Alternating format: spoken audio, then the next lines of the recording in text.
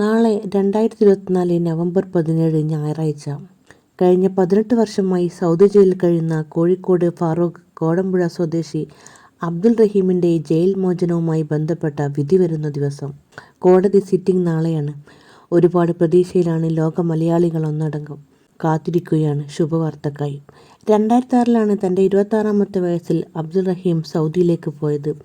തനിക്ക് പറ്റിയ കയ്യബദ്ധത്താൽ സൗദി പൗരൻ കൊല്ലപ്പെട്ട കേസിലാണ് 18 വർഷമായി അബ്ദുൾ റഹീം ജയിൽ ശിക്ഷ അനുഭവിക്കുന്നത്. ഒക്ടോബർ 17 കോടതി സിറ്റിംഗ് ഉണ്ടാവുമെന്ന് പറഞ്ഞെങ്കിലും പിന്നീടത് ഒക്ടോബർ 21 മാറ്റുകയായിരുന്നു.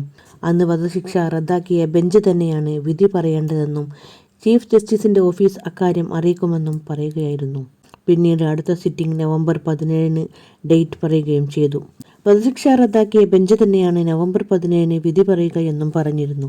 ഇതിനിടെ ജയിൽ മോചനം വൈകുന്ന സാഹചര്യത്തിലും ഒക്ടോബർ 21 സിറ്റിംഗിൽ തീരുമാനമാവാത്തതിനാലും റഹീമിൻ്റെ ഉമ്മയും സഹോദരനും അമ്മാവനും സൗദിയിലേക്ക് തിരിക്കുകയും റഹീമിനെ ജയിലിൽ പോയി കാണുകയും ചെയ്തു.